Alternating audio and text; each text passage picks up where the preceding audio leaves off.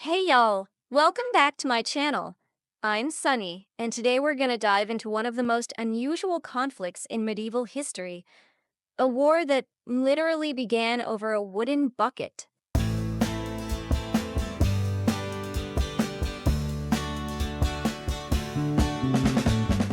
This is the true story of the War of the Oaken Bucket between the Italian cities of Modena and Bologna in 1325.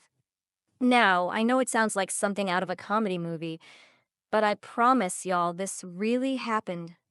And honestly, after you hear this story, you'll realize that people haven't changed all that much in 700 years. We're still just as petty and stubborn as ever. To understand this story, we need to talk about what Italy was like in the early 14th century. Y'all, it was basically like if every town in Texas decided they were going to be their own little country and then spent all their time arguing with their neighbors. Sounds awesome. Italy wasn't a unified nation like it is today.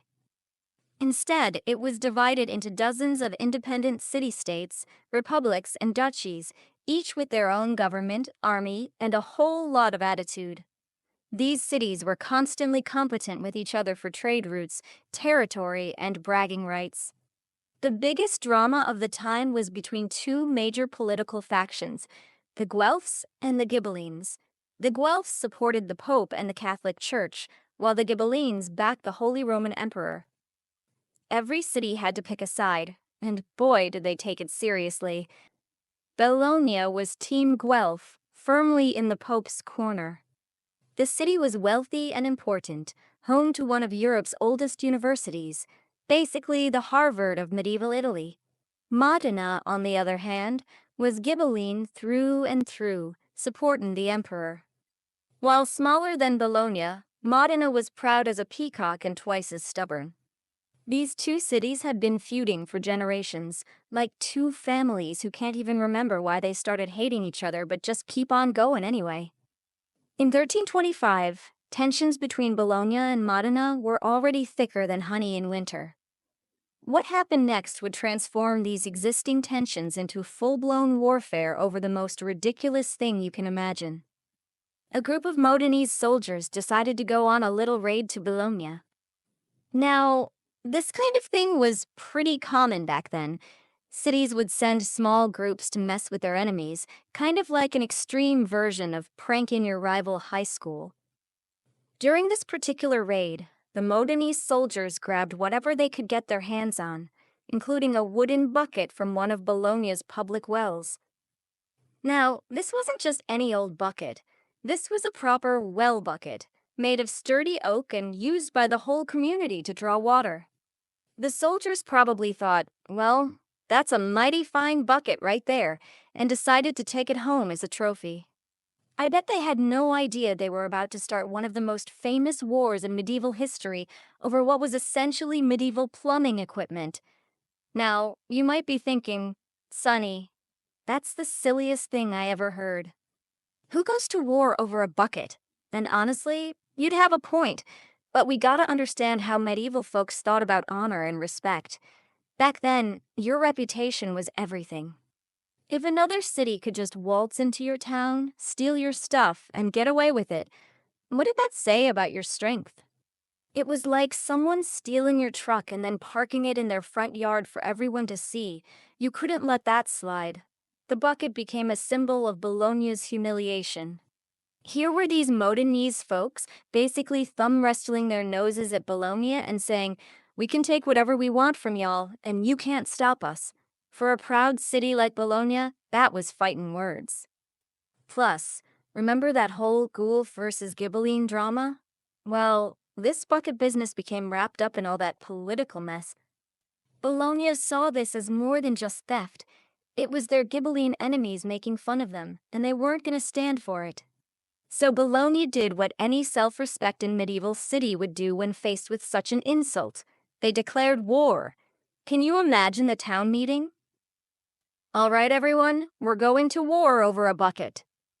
I bet even the people who voted for it thought it sounded a little crazy. But Bologna didn't mess around. They put together a massive army of about 32,000 soldiers. That's like filling up a whole football stadium with armed and angry medieval folks. This wasn't just Bologna's own people.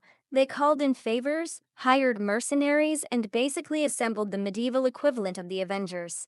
The size of this army shows just how seriously Bologna took this whole bucket situation. They weren't planning some quick raid to get their bucket back. Oh no, they wanted to teach Modena a lesson they'd never forget. They probably figured Modena would take one look at their massive army and surrender faster than you can say wooden bucket. Unfortunately for Bologna, they were about to learn that sometimes David really can beat Goliath, especially when David's got a chip on his shoulder and something to prove. When word got back to Modena that Bologna was coming with an army bigger than anything they'd ever seen, you'd think they might have panicked a little. Maybe considered giving back the bucket with a nice apology note. Nope. Those folks in Modena looked at Bologna's massive army and basically said, "Hold my beer." They decided they'd rather fight than give up one measly bucket, even if it meant facing impossible odds. Modena managed to scrape together about 7,000 soldiers, not even close to a quarter of what Bologna had. It was like bringing a slingshot to a cannon fight. But sometimes, when you're fighting for your home and your pride, you can pull off miracles. The Modenese had a few things going for them that weren't obvious at first glance. They knew their own territory like the back of their hand, their smaller army was easier to coordinate, and they were madder than a hornet's nest about Bologna's threats. The two armies met at a place called Zappolino on November 15, 1325. And y'all, what happened next was the upset of the century. Despite being outnumbered more than 4-1, Modena absolutely demolished Bologna's army.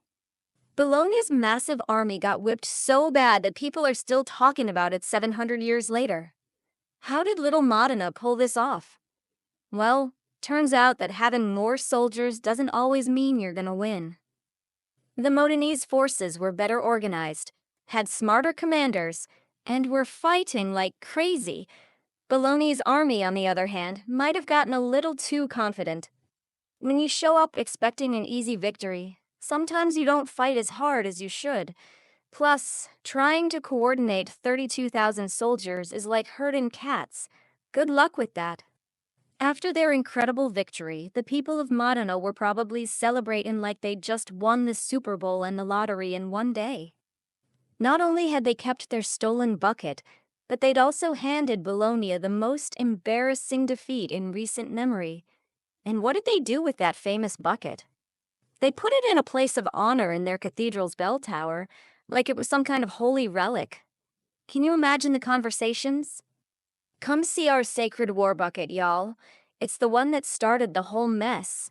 The bucket became more than just a trophy. It was a symbol of how a small, determined city could stand up to a much larger bully and come out on top. It represented Modena's courage, their military skill, and their refusal to back down even when the odds were stacked against them. That bucket is still there today, by the way. After almost 700 years, you can visit Modena and see the famous bucket that started a war. Though some historians think the one on display might be a replica, and they've got the original stored somewhere safe. But honestly, after all this time, does it really matter which specific bucket it is? Now, while this whole thing sounds like something out of a comedy movie, it actually tells us a lot about human nature and how conflicts can spiral out of control faster than a greased pig at a county fair. It shows us that people in medieval times took matters of honor and respect very seriously, maybe a little too seriously. In their world, letting an insult slide could make you look weak, and that nobody wanted that. And it proves that you should never underestimate your opponent. No matter how much bigger your army is, Bologna learned that lesson the hard way when their massive force got schooled by Modena's much smaller but better organized troops. Also, it demonstrates how small incidents can snowball into major conflicts when there's already bad blood between people. The bucket theft alone probably wouldn't have caused a war, but combined with all the existing political tensions, it became the spark that lit the whole powder keg. There have been books written about it, poems composed, and even operas performed. The famous poet Alessandro Tassoni wrote a mock heroic poem called The Rape of the Bucket that turned this whole mess into a comedy.